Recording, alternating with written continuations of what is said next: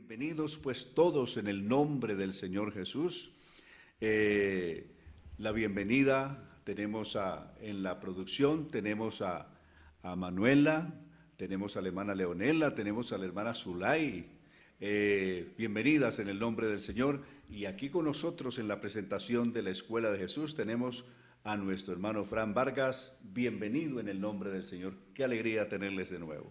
Amén. Dios los bendiga a todos en esta noche. Una gran bendición poder estar aquí en este su programa, La Escuela de Jesús. Definitivamente es lo más hermoso que podemos hacer, estudiar en esta hermosa escuela. Esta escuela no es de nadie, es de Cristo mismo, así que todos aprendemos aquí. Así que, hermanos, bienvenidos nuevamente. Y bueno, es una bendición, hermanos. Recordemos que hay mucho que podemos hacer, desde un like al video hasta un compartir el link a una persona por WhatsApp. Hemos enviado, siempre enviamos links, y también ahí donde usted está en Facebook puede recomendárselo a otros. Así que podemos tener mucho alcance con todas estas plataformas y que podamos ser de gran bendición para todos. Y quisiéramos iniciar en esta noche. Hay unas preguntas que nos habían dejado, que siempre sabemos que hemos tratado de coger algunas de ellas, de tomar algunas de ellas y tratar de responderlas en este inicio del programa. Entonces, tenemos una pregunta que nos envían. Dice la pregunta de la siguiente manera: le gustaría que le explicara, dice el hermano, acerca de Primera de Pedro 3, 19 y 20, donde habla de los espíritus encarcelados a los cuales se les predicó. El verso, el capítulo, el pasaje hay que tomarlo desde el verso 18. Dice que Cristo padeció por nosotros en la carne para llevarnos a Dios, siendo a la verdad muerto en la carne, pero vivificado en el Espíritu. Es desde ahí donde hay que tomar el texto para que pueda realmente entender lo que está diciendo. Entonces, Cristo murió por nosotros en la carne. Hace la diferencia, no murió en el espíritu, murió en la carne. Cristo murió por nosotros en la carne, pero fue vivificado en el espíritu. Es decir, en el espíritu es imposible que muera, ya que en su espíritu es Dios. En su espíritu, este es el hilo conductor. Gramaticalmente, el espíritu aquí es el sujeto de la oración, gramaticalmente hablando. Entonces, y todo lo que se dice alrededor, pues es lo que se dice, o el predicado es lo que se dice en torno del sujeto. Entonces, en el espíritu de Cristo fue y predicó a los que estaban en otro tiempo encarcelados. ¿En qué tiempo? El texto nos dice, nos da todos los pasos. Observen los tiempos del texto. De Primera de Pedro 3, 18 en adelante, leámoslo la pieza completa para que usted, amable hermano o amigo que ha hecho esta pregunta, esté bien presente y no se confunda con nada. Porque también Cristo, leo el 18, porque también Cristo padeció una sola vez por los pecados, el justo por los injustos para llevarnos a Dios, siendo a la verdad muerto en la carne o en el cuerpo, dice aquí, pero vivificado en el espíritu. Entonces, no en el cuerpo, sino en el espíritu fue, verso 19, en el espíritu también fue, eso es pasado, fue, no dice es que Cristo le predica, no, fue, habla de un pasado. Y predicó, eso sigue siendo pasado, a los espíritus encarcelados. ¿Cuáles espíritus encarcelados? Encarcelados ¿cuándo y dónde? El verso 20, a los que en otro tiempo desobedecieron. ¿En qué tiempo desobedecieron? En los días de Noé, está diciendo el 20, cuando Dios esperaba con paciencia mientras se preparaba el arca. ¿En qué tiempo el Espíritu de Cristo le predicó a esos espíritus encarcelados en cuerpo de incredulidad y de maldad que describe Génesis 6:3? ¿En qué tiempo les predicó? en el tiempo mientras se preparaba el arca. Eso está diciendo el verso 20 en la parte final, en la que unas cuantas personas, 8 en total, fueron salvadas por medio del agua. Todo esto es símbolo del bautismo, el cual no consiste en lavar las impurezas del cuerpo, sino en el compromiso ante Dios de tener una buena conciencia que ahora nos salva por la resurrección de Jesucristo. Entonces, en el Espíritu Cristo fue el que le predicó a aquellos espíritus encarcelados en cuerpos de maldad en los días de Noé, en el tiempo cual, mientras se preparaba el arca. ¿Y cómo fue que el Espíritu de Cristo le predicó a esas personas, a esos espíritus encarcelados en esos cuerpos de incredulidad? Leamos lo que dice Primera de Pedro, el capítulo 1. El mismo capítulo 1 tiene la respuesta a eso. El verso 10. Observe, los profetas que hablaron de la gracia destinada a ustedes estuvieron investigando con detalle todo acerca de esta salvación, recordando que Noé fue el profeta de su generación, es decir, del mundo de su entonces.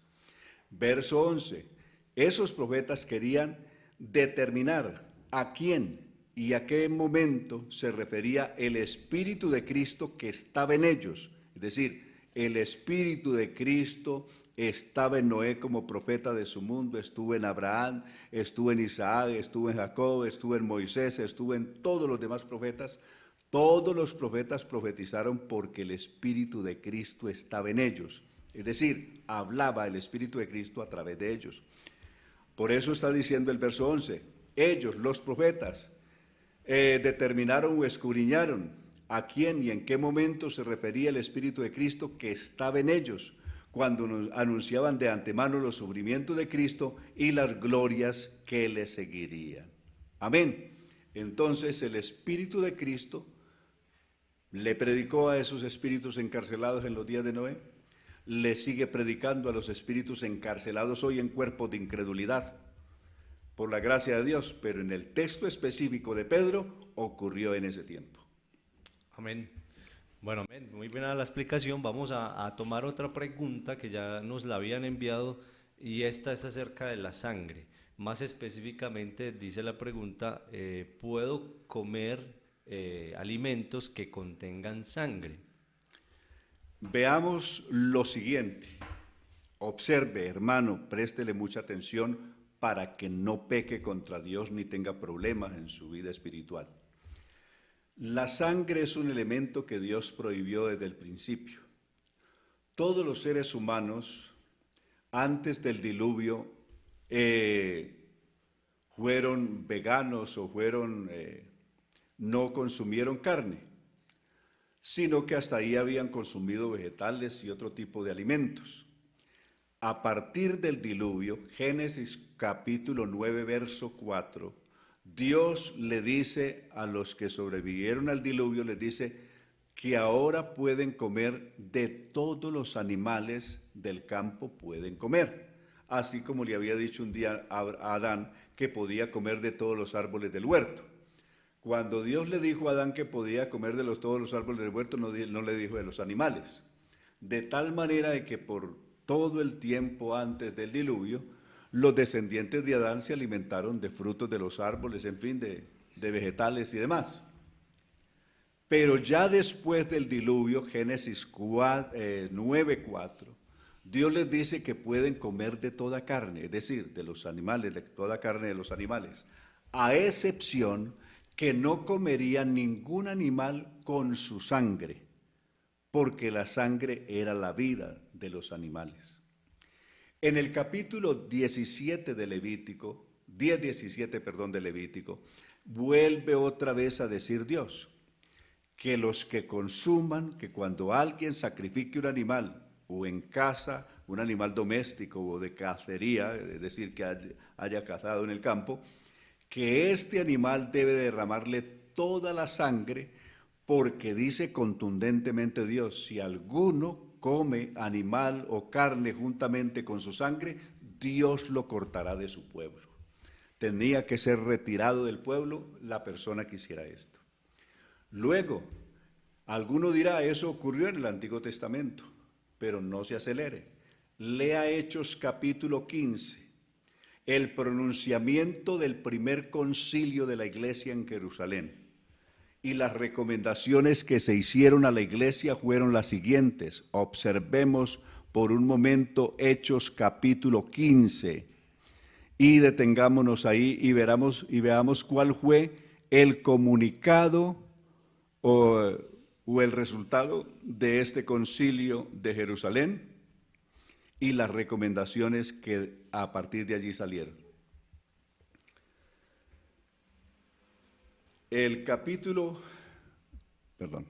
Hechos capítulo 15, estaba en Juan, Hechos 15,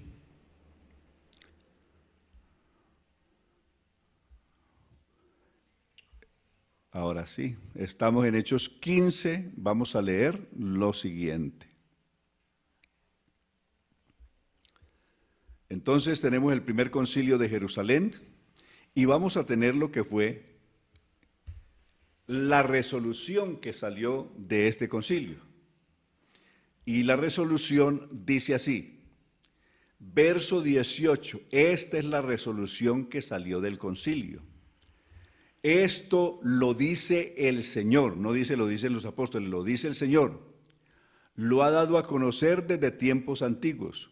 Mi consejo es que no se inquieten a los no judíos, es decir, a los gentiles o personas no judías que se convierten a Dios, sino que se les instruyan para que se aparten de la idolatría, se aparten del libertinaje sexual, se aparten de comer carne de animales ahogados y se aparten de comer sangre. Oiga lo que está diciendo el Señor.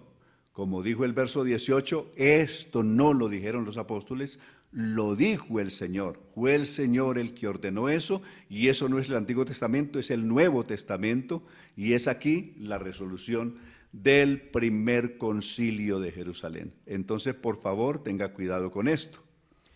Vuelve a repetir, cuando un asunto es demasiado importante, el Espíritu Santo lo repite otra vez. De ahí que en el verso 28 lo vuelve a repetir. Al Espíritu Santo, mire, ¿a quién fue que le pareció bien estas cosas necesarias? No dice a nosotros los apóstoles, no, al Espíritu Santo en primer lugar. Y a nosotros, es decir, los apóstoles, nos ha parecido bien no imponeros ninguna otra carga, sino solo esto que necesitan saber. Que deben abstenerse de comer lo que es sacrificado a los ídolos, de comer sangre de la carne de los animales ahogados y del libertinaje sexual. Entonces, ahí están las 4 recomendaciones, y entre las 4 recomendaciones está no solamente el apartarse de la fornicación o del pecado de inmoralidad sexual, sino también de consumir o de ingerir sangre de animales. Amén. Bueno, esperando que esta explicación haya quedado bastante clara, y vamos a hacer una última pregunta. Tenemos varias, pero en razón de que queremos entrar a nuestro tema que nos ocupa en esta noche, vamos a responder una más. Esta pregunta dice, ¿por qué en el tiempo de Jesús y los discípulos había tantos demonios y tantos poseídos a comparación del tiempo presente? ¿O cómo podemos interpretarlo en el día de hoy? No es que hayan más demonios hoy, los demonios siguen siendo los mismos, o que hayan habido más endemoniados en los días de Jesús. Los demonios siguen siendo lo mismo, sino que obedecen en gran parte también a la cultura y a las costumbres de las personas. Es decir, se encuentran personas poseídas de demonios, generalmente aquellos que son muy cercanos a la brujería y a todas estas creencias de ocultismo. Suele ocurrir que todas estas personas son más susceptibles de ser poseídas por demonios. Mientras que una persona que no es cercana a la brujería, ni a estas cosas de ocultismo y demás, y de mitos y demás, difícilmente puede ser o llega a ser poseída por demonios. Entonces se debe más bien a una especie de religiosidad y de espiritualismo. El espiritualismo es una cuestión distinta a lo espiritual. Una cosa es lo espiritual, que va encauzado según el propósito de Dios, y otra cosa es el espiritualismo, que está relacionado con todo ese tipo de ocultismo y demás, y de creencias, de brujas, de demonios, de duendes y demás cosas. Amén. Y también hablamos ahorita, hermano Antonio, de que de alguna manera, como dice la palabra de Dios, no olvidamos las artimañas del enemigo, y en ese orden de ideas, pues el enemigo también puede cambiar su estrategia de hacerlo más oculto, que no sea tan visible al día de hoy. Y lo otro es que hubo un cambio. Antes de que Jesús diera la orden de Mateo 10 y de Lucas 10, las cosas eran distintas. Había una cantidad de endemoniados, pero a partir de Mateo 10 y de Lucas 10 hay una cantidad de personas que echan demonios fuera. Para colmo, Jesús en la gran comisión de San Marcos capítulo 16 dice, echarán fuera demonios. Entonces dio autoridad a una cantidad de personas para echar fuera demonios. En aquel tiempo no tenían nada, a ninguna autoridad que los echara fuera. Hoy sí tienen cantidad de personas revestidas de autoridad para echarlos fuera, entonces realmente tienen la situación más complicada. Aparte, recordemos que Jesús dijo que os doy potestad sobre toda fuerza del enemigo y nada os podrá hacer daño, dijo él en San Lucas capítulo 10, verso 17 en adelante. Amén. Bueno, qué bendición todas estas preguntas. Para nosotros es de gran bendición que usted nos las envíe y que podamos responder aquí en el tiempo que el Señor nos regale. Pero vamos entonces a entrar en materia del pasaje o en el capítulo en el que vamos. Recordemos que estamos estudiando Romanos, el libro de Romanos, un gran libro, y vamos a pasar al capítulo 6 de Romanos. Así que vamos a hacer la lectura de estos primeros versos del 1 al 14. Dice la palabra de Dios, muertos al pecado es el título, pero empieza diciendo, ¿qué pues diremos? ¿Perseveraremos en el pecado para que la gracia abunde? En ninguna manera, porque los que hemos muerto al pecado, ¿cómo viviremos aún en él? ¿O no sabéis que todos los que hemos sido bautizados en Cristo Jesús, hemos sido bautizados en su muerte?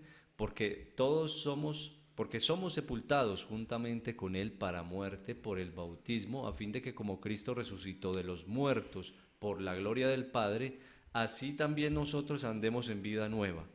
Porque si fuimos plantados juntamente con él en la semejanza de su muerte, así también lo seremos en la de su resurrección. Sabiendo esto, que nuestro viejo hombre fue crucificado juntamente con él para que el cuerpo del pecado sea destruido, a fin de que no sirvamos más al pecado, porque el que ha muerto al pecado ha sido justificado del pecado.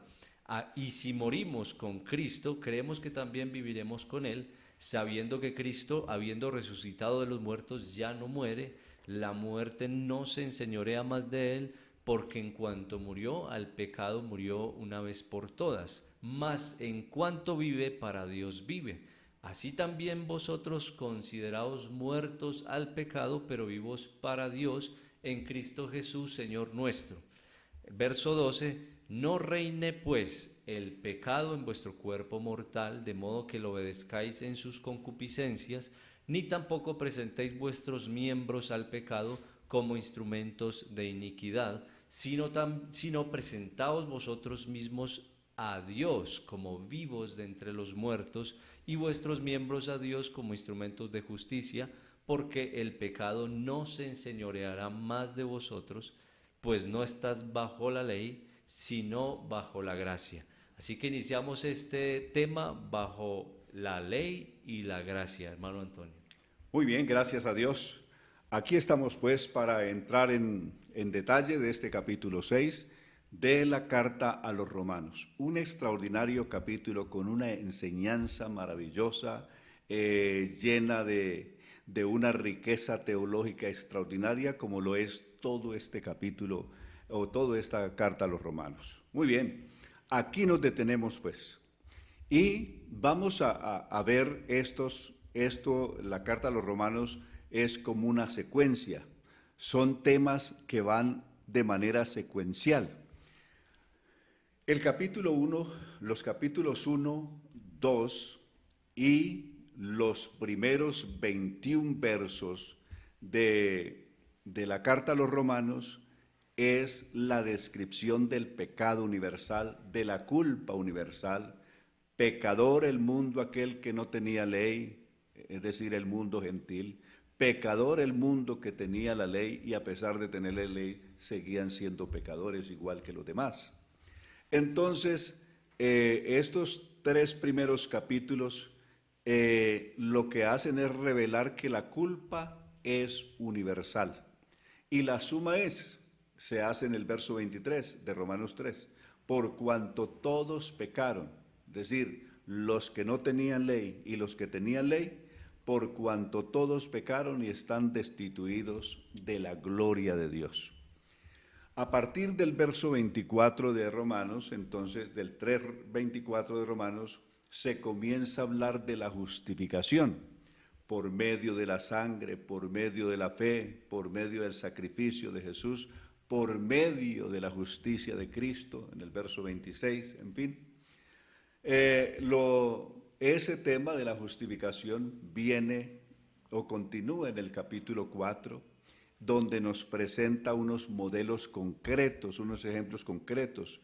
Nos presenta la justificación de Abraham en aquel tiempo cuando no existía la ley, 400 y pico años antes que viniera la ley, y luego nos presenta la justificación de David en el Salmo 32, en el tiempo que sí existía la ley. Entonces nos cita 2 grandes personajes de la historia, tanto de la historia antigua antes de la ley, como un gran personaje como sería el rey David en los tiempos de la ley, siendo los 2, aunque en tiempos distintos, justificados de la misma manera.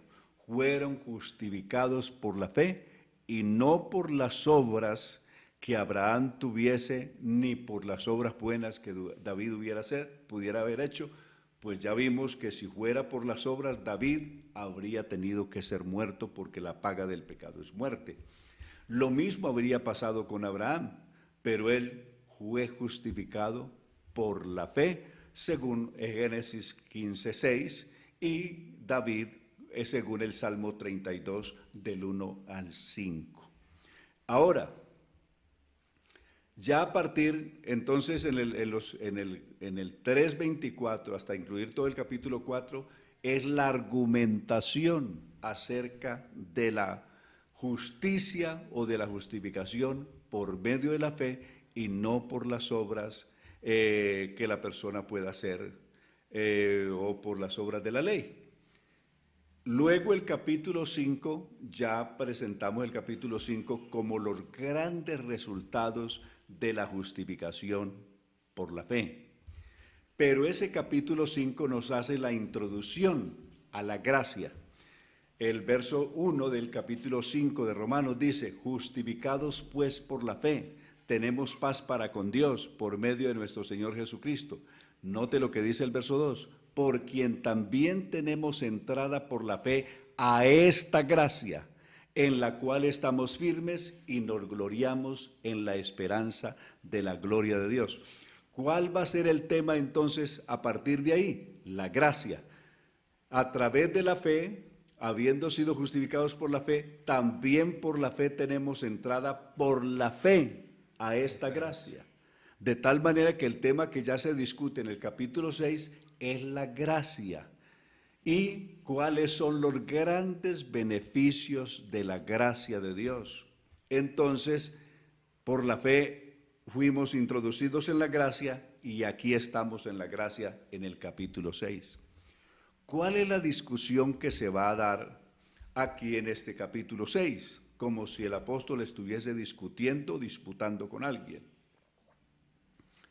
En esta argumentación que el apóstol hace, vamos a encontrar cosas muy importantes.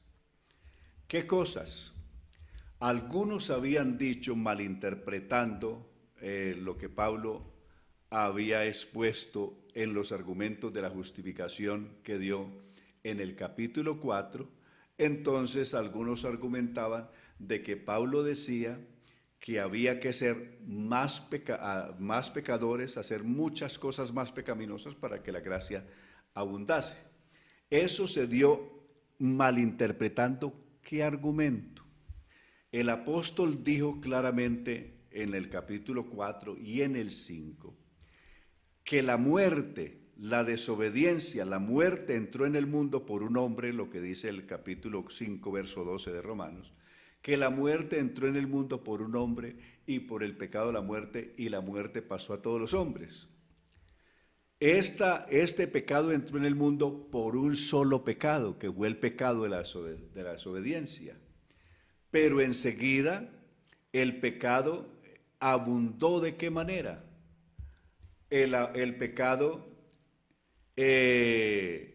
tomó cantidad de formas, es decir, se diversificó. Como se puede ver, vino el homicidio, por ejemplo, Caín ya no comete el mismo pecado que había cometido su padre, sino otro, que es el homicidio. Luego la descendencia de Caín, ¿qué va a venir en la descendencia de Caín? Viene la bigamia, el tomar dos mujeres, como lo hace su hijo y lo hace su nieto, y después la poligamia. Es decir, el pecado vino y tomó diversas formas, se multiplicó.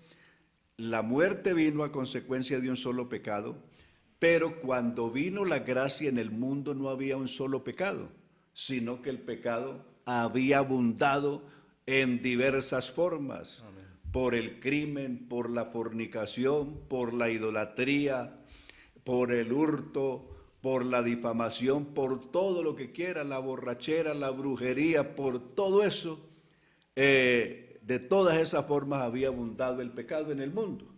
De tal manera que la gracia para poder salvar tenía que ser mayor que todos los pecados que habían en el mundo. Por eso cuando el pecado abundó, es decir, se multiplicó por el mundo, la gracia de Dios fue más grande que todos los pecados que habían en el mundo para podernos salvar. Amén. Ese es el pasaje que aquellos indoctos habían torcido para decir que Pablo decía que había que cometer más pecados, que entre más pecados se cometieran, entonces más gracia había. Eso es una distorsión de lo que el apóstol había dicho. Esa distorsión o torcer el texto se hizo más patente en siglos pasados cuando un monje ruso llamado Rasputín, algunos lo han oído nombrar, este famoso monje ruso llamado Rasputín, con una fama terrible de maldad, porque él había creído que lo que Pablo decía era que había que ser más pecador en todas las formas que pudiera ser pecador, porque haciendo eso se obtenía mayor gracia de Dios. Y se dedicó a hacer maldades en todas las formas, a ser un tipo malvado de todas las maneras. Ese fue Rasputín, con la creencia de que haciendo eso, entonces alcanzaba mayor gracia de Dios, lo cual es una, ¿qué diríamos? Casi que una aberración que se hace por la distorsión y la incorrecta interpretación de lo que el apóstol Pablo había dicho atrás. Ahora, tenemos el texto aquí entonces que dice, entonces, el texto comienza diciendo, entonces, ¿qué diremos? ¿Seguiremos pecando para que la gracia abunde? Estoy leyendo la RVC, es decir, la Reina Valera contemporánea, y responde de ninguna manera. Es decir, ¿cómo es posible que si ya somos salvos, sigamos pecando para que la gracia abunde? Verso 2 responde: de ninguna manera, porque los que hemos muerto al pecado, ¿cómo podemos seguir viviendo en él? Es decir, si una persona ya se murió al pecado, la palabra muerte es separación, ya se separó del pecado o de los pecados en que vivía. Si ya se separó de ellos, ¿cómo puede seguir viviendo en ellos? Eso no tiene ninguna justificación. Verso 3. ¿No saben ustedes que todos los que fuimos bautizados en Cristo Jesús, note, se incluyó el apóstol, todos los que fuimos bautizados en Cristo Jesús? Si usted fue bautizado en otro bautismo distinto, tenga cuidado y por lo tanto proceda a hacer el correcto bautismo que es en Cristo, el bautismo correcto de Pablo, de los apóstoles y de todos los verdaderos hijos de Dios a lo largo de la historia, es en el nombre de Jesucristo. Por eso el verso 3 lo está diciendo. ¿No saben que todos los que fuimos bautizados en Cristo Jesús, se incluye Pablo, fuimos bautizados en su muerte, es decir, en la semejanza o en la figura de su muerte? Porque el verso 4 dice, porque por el bautismo fuimos sepultados con él en su muerte. El bautismo, que significa en sí mismo sepultar, la palabra bautizar quiere decir sepultar o sumergir. Aquí dice que por el bautismo nosotros fuimos sepultados, es decir, en una forma figurada. Dice, cuando fuimos al bautismo, figuradamente nosotros nos morimos con Cristo, nos sepultamos con Cristo y resucitamos con Cristo. El bautismo tiene esos tres pasos, esos tres significados, esos tres simbolismos. Simboliza el morir con Cristo, simboliza el ser sepultado con Cristo y simboliza el resucitar con Cristo, porque por el bautismo fuimos sepultados con Él en su muerte, para que así como Cristo resucitó de los muertos por la gloria del Padre, así también nosotros andemos en vida nueva. Verso 5, porque si nos hemos unido a Cristo en su muerte, es decir, al bautizarnos nos unimos a Cristo en su muerte, así también nos unimos a Él en su resurrección. Sabemos que nuestro antiguo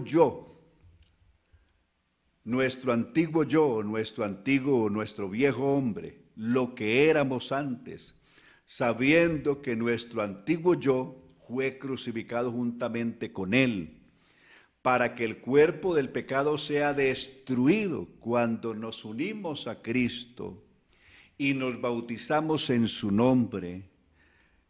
Todo lo que fuimos, es decir, la conducta, todo lo que éramos antes, la manera de vivir, de hablar, de comportarnos, todo eso fue destruido. ¿Quién lo destruyó? Lo destruyó el poder de Jesucristo el día que Cristo cambió nuestra vida, cambió nuestro corazón. Ese día, ese viejo hombre o ese antiguo yo fue destruido para que ya no sirvamos más al pecado. Cierra el verso 6 con eso. Y luego el 7. Porque el que ha muerto ha sido librado del pecado. Es decir, si una persona murió, la paga del pecado es muerte. Es decir, todo lo que el pecado, la ley exigía era que el pecador muriera. ¿Cómo satisfacer la ley? Muriendo. Una persona pecó, ¿cómo satisface la ley? Muriendo. Si ya se murió, la ley ya tiene que darse por satisfecha, porque ¿qué va a hacer con alguien que ya se murió? Una persona es perseguida por las autoridades, tiene un prontuario terrible, un récord criminal espantoso, pero un día lo hallaron muerto al individuo que buscaban para capturarlo y hacerle un juicio y meterlo a la cárcel, lo encuentran muerto. ¿Qué puede hacer la justicia con ese muerto? ¿A qué cárcel pueden llevar un muerto? ¿Qué juez puede condenar un muerto? Ya no hay justicia que obre porque ya murió. Quien ya se murió, ya la justicia no tiene nada que ver porque automáticamente quedó fuera de la justicia. La ley obra mientras el individuo está vivo, pero si ya se murió, ya no tiene nada la justicia que hacer contra él. Eso es lo que ha pasado. Cuando una persona se arrepiente de todo corazón, se convierte a Cristo, se bautiza en el nombre de Jesucristo, que simboliza morir con Cristo, ser sepultado con Cristo y resucitar con Cristo.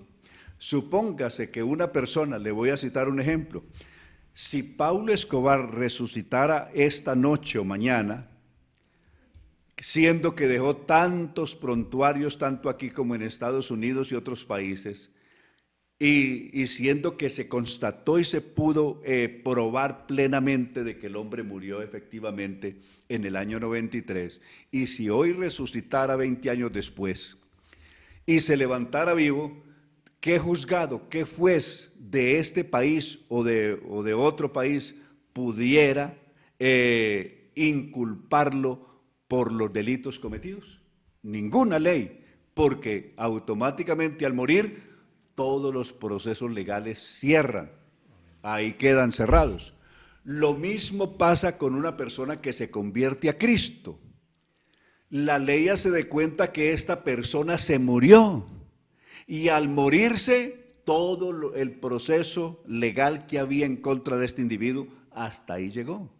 De tal manera que la persona se arrepiente de todo corazón, al bautizarse se muere con Cristo, se sepulta con Cristo. Al hacer eso, toda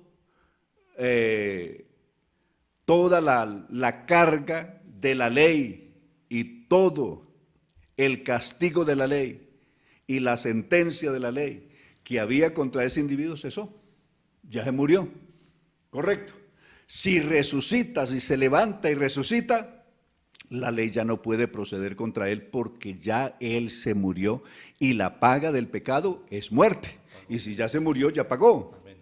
Correcto, ya no hay cómo juzgarlo dos veces por los mismos pecados.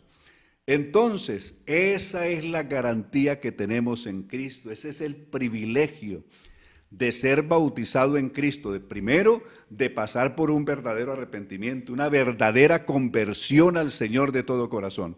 Y en segundo lugar, cuando se bautiza en el nombre de Jesucristo, hacerlo bien consciente de que se muere para no seguir pecando más, para no seguir viviendo en los pecados que vivía, sino para vivir una vida nueva en Cristo Jesús. Les voy a citar otro ejemplo. Permítame, les cito este ejemplo porque quiero que esto les quede más claro que el agua cristalina. Y es esto, mire, un antiguo gobernante griego, famoso él, desde luego, por allá muy antes de Filipo el Grande, tuvo uno de sus consejeros que con el tiempo fue acusado de ser un hombre corrupto, de ser un ladrón, que había usurpado los bienes que eran del Estado, los impuestos, y los había hecho suyos ilegalmente. Entonces los grandes consejeros del rey, otros consejeros y otros cercanos, le contaron al rey que este hombre era un ladrón, un hombre corrupto que no le convenía para nada de su reino. Este hombre llamó al implicado, al acusado, y el acusado confesó con toda sinceridad, con lágrimas en sus ojos, con el rostro mirando al suelo de vergüenza, dijo: de verdad, Su Majestad, yo he sido un ladrón, yo he robado al Estado, yo me he apropiado de bienes que son propios del Estado, me he apropiado de ellos indebidamente, valiéndome de la confianza que usted ha tenido en mí. Entonces Todos los demás pidieron: su majestad, condénelo a muerte, mátelo. Pero el rey dijo: le voy a dar una oportunidad. Y la oportunidad que le dio fue no solamente de que fuera su consejero a partir de ahí, sino que lo hizo ministro de Hacienda. Es decir, le entregó todos los bienes del Estado para que este hombre los manejara. Eso desde luego disgustó a todo el país. Todo el reino estuvo en contra de la decisión tomada por el rey. Pero el rey tomó esa decisión y tenía la potestad. De ahí en adelante, el rey le había dado un salvoconducto: por todos tus delitos pasados te perdono y te nombro ministro del Tesoro Público. Este hombre asume ese cargo y de ahí en adelante, cada vez que su instinto malo le decía roba, él decía: es imposible que yo defraude a alguien que fue capaz de perdonarme cuando tenía todos los motivos para condenarme a muerte. Yo merecía morir. Yo era un condenado a muerte y si el rey me hubiera mandado matar, lo había hecho con justicia. Pero tuvo tanta misericordia conmigo que en el puesto que me puso, la confianza que me dio, ¿cómo defraudaría yo a alguien que tuvo tanta confianza? El único que creyó en mí. Nadie más en el mundo habría creído en mí sino el rey. Fue el único que fue capaz de confiar en mí a pesar de todo lo que yo había sido. Por eso, en el resto de la vida, este hombre quedó como el hombre más ejemplar que manejó los tesoros del Estado con la más alta honradez, como ningún otro lo había hecho y tal vez ninguno después. Lo mismo ocurre en el caso nuestro. Usted y yo éramos condenados a muerte. Éramos pecadores y la paga del pecado es muerte. Pero el Señor fue capaz de confiar tanto en usted y en mí que nos dio la oportunidad. Y no nos puso en lo que estábamos antes, nos puso en cosas mayores, en las grandes riquezas del cielo. Nos entregó los grandes tesoros del cielo para que usted y yo los administremos, siendo lo que éramos: corruptos, pecadores, corrompidos, desviados completamente de Dios. Sin embargo, Él fue capaz de confiar en nosotros. Nos perdonó lo que habíamos sido y nos dio esta tremenda bendición de administrar hoy los bienes celestiales. ¿Cómo podremos pecar o seguir pecando en contra de alguien que fue capaz no solamente de pagar la deuda que teníamos, de perdonarnos toda la deuda, sino de darnos una inmensa oportunidad de entregarnos todas las grandes riquezas del cielo para que las administremos nosotros, incluyendo esta salvación tan grande? Oh, eso es extraordinario, es eso más o menos el centro del mensaje de la gracia que el apóstol está exponiendo aquí. Amén. Y les voy a citar otro ejemplo. El ejemplo lo conocí en Inglaterra. Una vez que estábamos asistiendo a un evangelismo por allá en un pueblo del norte de Inglaterra, me encontré una historia que me llamó la atención. Había ocurrido en ese pueblito, en un pueblito del norte de Inglaterra. Habían dos hermanitos que se querían mucho, aunque el uno doblaba en edad al otro. El mayorcito tenía 14 años, el menor tenía 13 años. El menor estudiaba en una escuela pública y el mayor también en un colegio público, pero un poco no en el mismo lugar, sino distante algunas cuadras. El hermanito mayor era el encargado de dejar temprano en la escuela a su hermanito y luego él seguía a su colegio, donde también estudiaba, y cuando salía iba y recogía a su hermanito para los dos ir juntos a la casa. Un día, al acercarse a la escuela donde estudiaba su hermanito, vio un tremendo tumulto de personas. Algo bochornoso estaba pasando. Al acercarse allí, unos gritaban, castíguenlo, castíguenlo. Y un profesor tenía un látigo grande en la mano para castigar. Supuestamente el niño este de 7 años, había cometido una falta muy grande en la escuela. Y el castigo que se le daba en esa escuela a los que habían cometido alguna infracción muy grave era que le daban 20 latigazos teniendo las espaldas completamente descubiertas, sin camisa, y le dejaban marcados los 20 latigazos en la espalda. Cuando él se acercó y vio que el que tenían para ser azotado era su hermanito, de inmediato él corrió. Le dijo al profesor, aquí están mis espaldas, no descargue su látigo sobre mi hermanito, descárguelas sobre mí, que yo puedo soportarlas mejor que mi hermano. De tal manera de que este joven recibió los 20 latigazos en sus espaldas descubiertas. Y su hermanito estuvo viendo y llorando. De ahí en adelante, su hermanito, dijo, en el resto de la vida, buscaré cuidar, no cometer ninguna infracción para no comprometer ni la salud ni el bienestar de mi hermano, que fue capaz de ponerse en mi lugar, y el castigo que yo merecía lo recibió él. Eso fue lo que hizo Cristo en la cruz del Calvario. Usted y yo estábamos condenados a muerte, pero en ese momento Cristo apareció y dijo, no lo maten a él, mátenme a mí. Que el castigo que ese merece no caiga sobre él, que caiga sobre mí. Eso es lo que dice Isaías 53.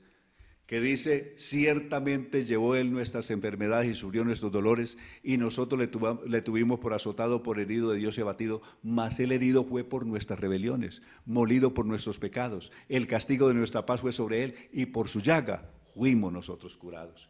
Esa es la inmensidad de la gracia. Por eso el verso 14, para llegar hasta el verso 14, el pecado ya no tendrá poder sobre ustedes, pues ya no están bajo la ley, a partir de que una persona se arrepintió de corazón. Primero, sus cuentas fueron saldadas con la ley. En segundo lugar, ya no está bajo la ley.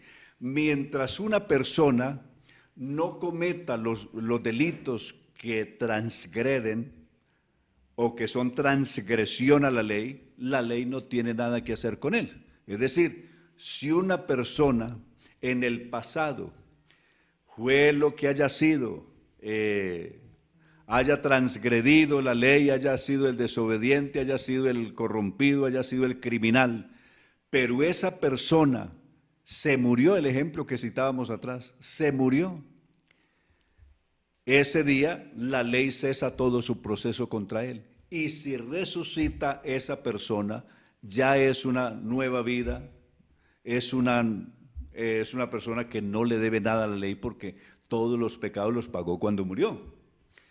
A partir de ahí, ¿la ley qué tiene que hacer? ¿La ley tiene que desaparecer? No, la ley puede seguir. La ley existe y va a existir hasta que exista el cielo y la tierra. No perecerá ni una tilde de la ley. Lo que pasa es que si yo no le debo nada a la ley, pues la ley, ¿qué tiene que ver conmigo? Yo voy por la calle, voy a un juzgado y voy por todas partes. Yo no le debo nada a la ley, no le tengo que tener miedo ni a un policía, no le tengo que tener miedo al juez, ni a un inspector, ni a nadie. Es que yo no le debo nada a la ley. Al no deberle nada a la ley, no estoy diciendo es que la ley no existe. La ley tiene que existir, correcto. Pero si yo no le debo nada a la ley nada tiene que hacer contra mí. Es decir, ¿de qué me puede condenar la ley si yo no le debo nada? Amén. Correcto. Entonces, algunos dicen, no, es que la ley que ya no existe, que la ley se acabó. Eso es mentira. Lo vamos a ver cuando veamos el capítulo 7. Vamos a ver esto de la ley bien en forma, que la ley es buena, que la ley es perfecta. y vamos a ver todo esto que tiene que ver con la ley. Pero ¿por qué? A pesar de que la ley es buena, nada tiene que ver conmigo y con toda persona que realmente ha muerto con Cristo, ha sido sepultada con Cristo y ha resucitado a una nueva vida con Cristo Jesús. Esa es la exposición que hacen estos primeros 14 versos de Romanos capítulo 6. En el próximo veremos la parte final del verso 15 al final de Romanos 6 y nos introduciremos en el capítulo 7 de Romanos, que les aseguro es apasionante, inmensamente apasionante. Es ese capítulo 7 de Romanos como lo es el capítulo 8. Bien, hermano, gracias a Dios. Hemos llegado al final de nuestra escuela esta noche, agradecidos profundamente con ustedes, amables hermanos, amigos, estudiantes de la Escuela de Jesús, reciban un abrazo muy grande desde aquí. Sus palabras de despedida, hermano Fran. Amén. Dios les bendiga a todos grandemente y gracias por esa sintonía, ese cariño y todos esos mensajes que nos envían. Dios los bendiga. Hermano, hermana Leonela, hermana Zulay, muchísimas gracias, que el Señor les bendiga y a cada uno de ustedes, recuerden, los amamos en Cristo Jesús.